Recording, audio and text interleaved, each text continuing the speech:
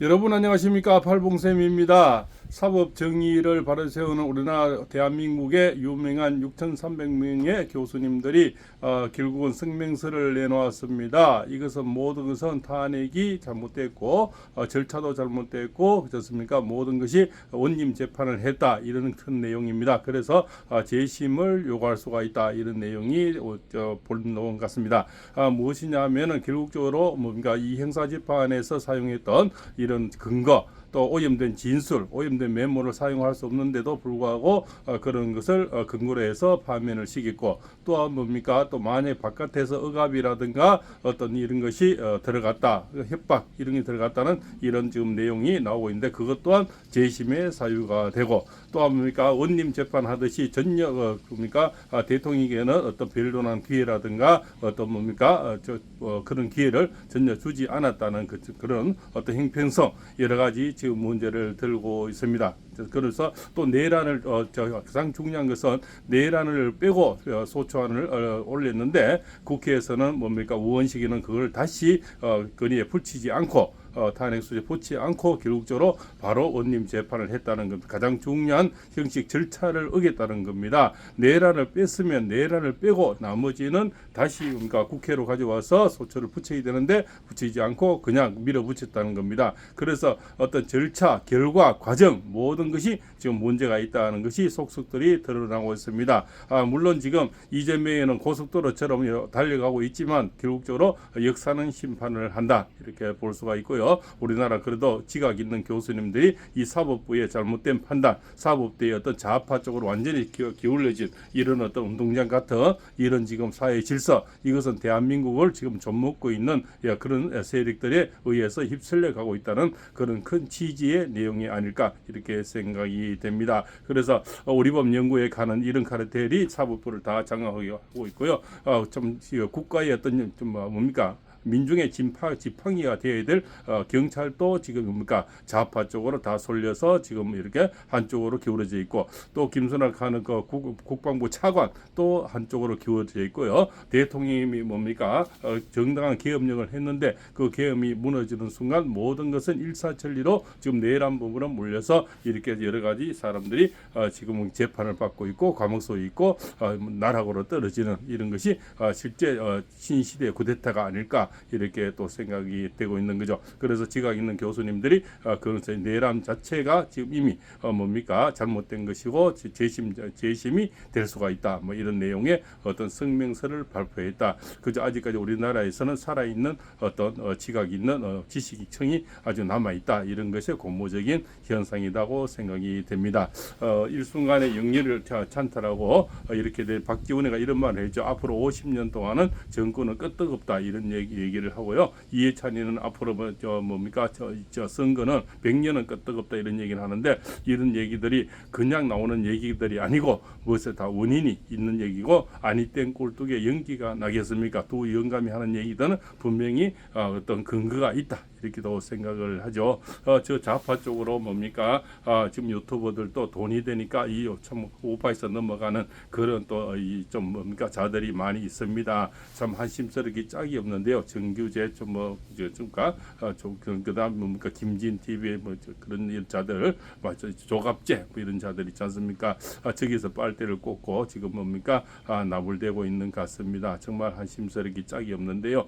세상에는 왜 이렇게 참 뒤집어지는지 저런 좌파들은 그런 걸 참 잘하는 것 같아요. 어떤 가서 뭐 대우를 잘해주고 또 이재명이도 지금 뭐 김우지부터 해가지고 3프로 TV까지 쭉 지금 뭔가 지금 유튜브 쇼핑을 다니고 있잖아요. 그러니까 이재명이 가면 슈퍼챗이 엄청나게 들어온다는 겁니다. 김우주는 2천 몇백만 원 들어왔다고 얘기하죠. 3프로 TV는 또 몇백만 원 들어 이런 걸 자랑질하는데요. 이렇게 뭡니까 저 좌파들은 그렇게 키워준다는 겁니다.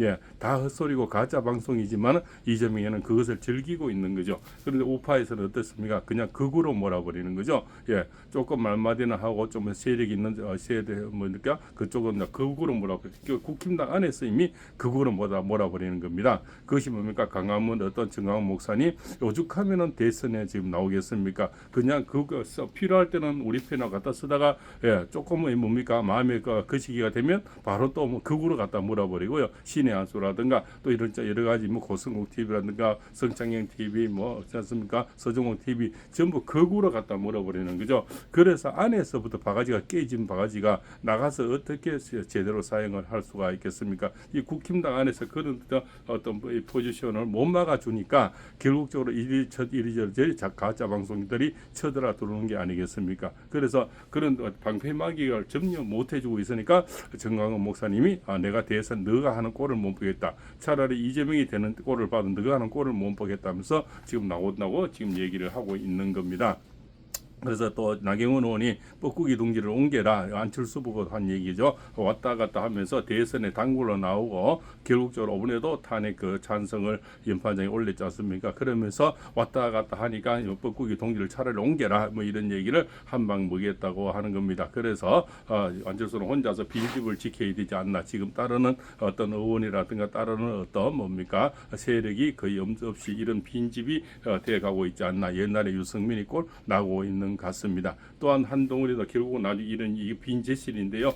앞으로 이런 빈집이 되지 않겠나. 아직까지는 17명 정도가 뭐 현직 의원도 있고 뭐 이렇게 하지만 결국적으로 뭐 우리나라에서는 조세를 위해서 이런 얘기했죠. 살인자의 누명보다는 배신자의 누명을 벗기가 더욱더 오래 세월이 걸릴 거다. 그렇지 않습니까? 반백년이 걸릴 거다는 거죠. 그럼 우리 살아생전에는 그런 것을 벗어나기 힘든다. 지금 유승민이가 제3시대 3지대 뭐 이렇게 만들겠다 하지만 아무도 찾는 이가 없지 않습니까?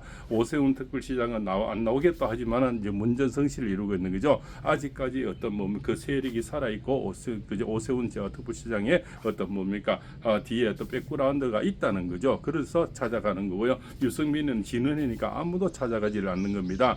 옛날에 문재인 나오고 홍준표 시장 나오고 유승민 나오고요. 안철수 나올 때는 그래도 유승민이 한 7% 10% 있었죠. 그런 세력들이 이제는 전혀 보이지 않는 겁니다. 한동훈이도 지금은 저렇게 아직까지 몇 명이 따르는 어떤 자기가 직접 이렇게 공천을 준 그런 자들이죠. 그런 자들이 좀 따르겠지만 결국적으로 나중에 빈집 신세가 된다 이렇게 볼 수가 있죠. 그래서 어제 나경원 의원이 제대로 한방 먹였는 것 같습니다. 그래서 네가 왜 윤석열 의원을 자꾸 대통령 끌어다니느냐? 뭐 가만히 있는 그지 않습니까? 도덕님 제발 드린다고 한동훈이가 먼저 계엄 얘기를 했죠. 그래서 자기는 뭐 계엄은 분명히 법적으로 잘못됐고 또 당 대표로서 당연히 막아 있어야 된다. 뭐 이런 얘기를 하면서 질문하니까 나경원 의원이 왜 가만히 있는 윤석열 대통령 끌어당기느냐?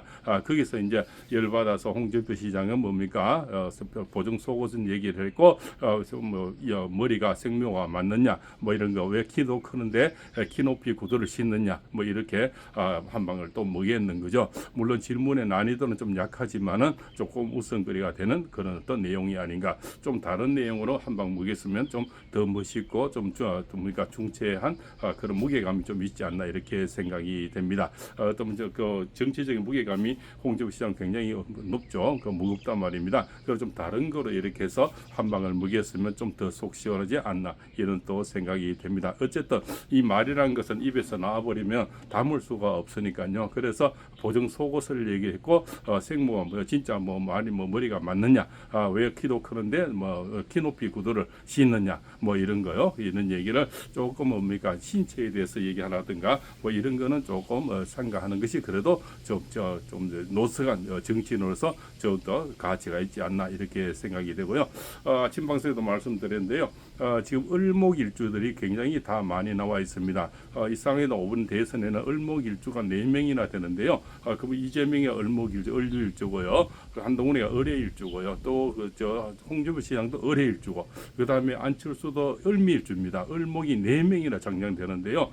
기토일주가 바로 이제 한덕수 총리와 이제 김무성 장관이 이 기토일주인데요. 을목을 잡는 거는 기토입니다. 을기충이라 그러는데요.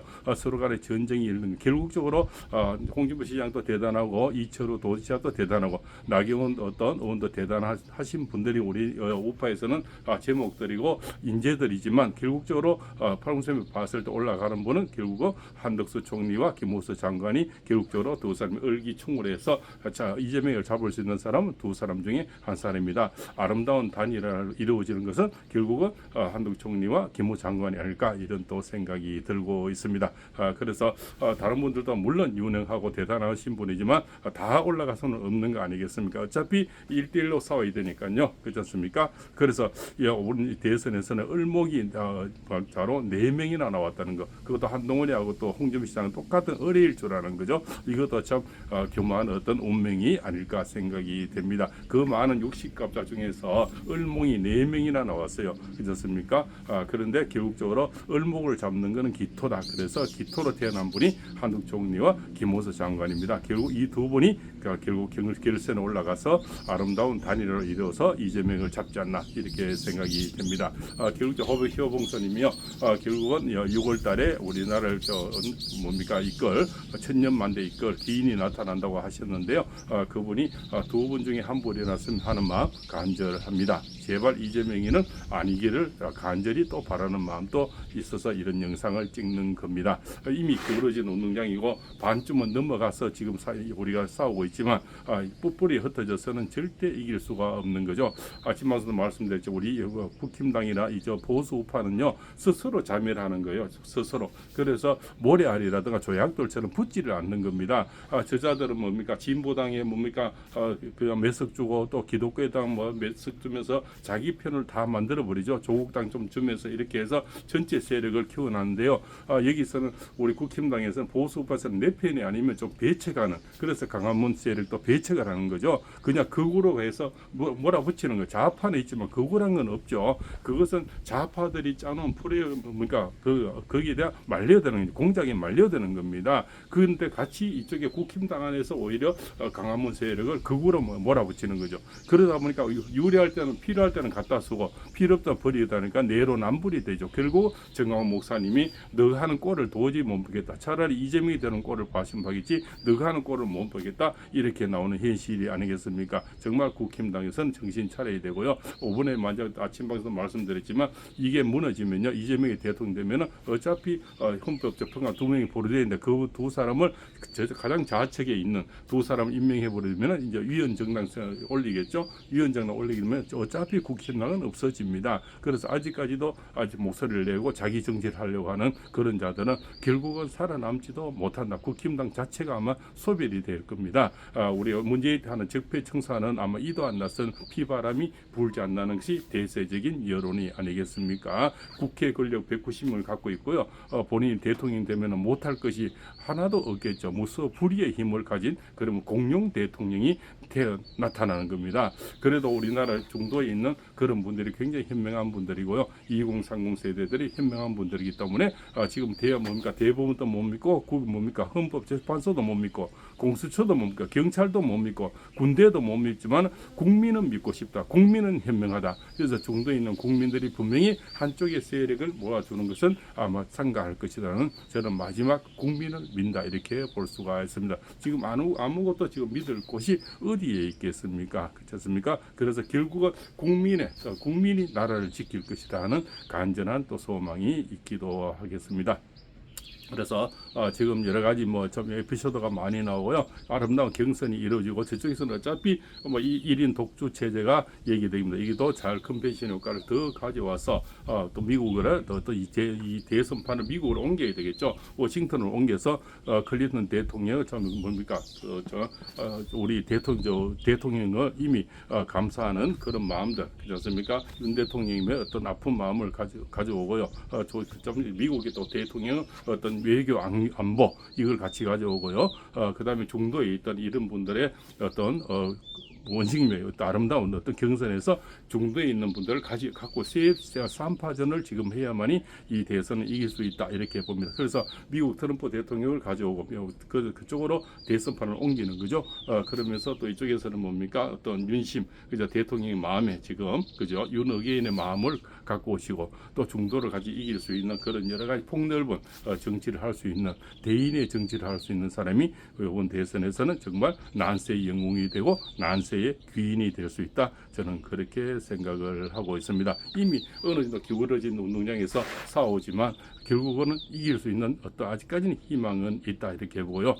늘 말씀드렸지만요, 유능한 조기잡이 배 선장은요, 결국은 작은 배들은요 파도를 무서워하지만 정말 유능한 기관장 선장들은요 파도를 무서워하는 것이 아니고 결국은 안개를 더 무서워합니다. 그래서 그놈에 있는 속에 있는 무엇을 더 두려워하는 거죠. 그래서 보이는 것만 보지 말고 손가락 끝을 보지 말고 저 멀리 달을 볼 줄 알아야 되고요. 나무를 보지 말고 숲을 볼 줄 알아야 된다. 저는 큰 정치인들에게 그런 마지막 말씀을 드리고 싶습니다.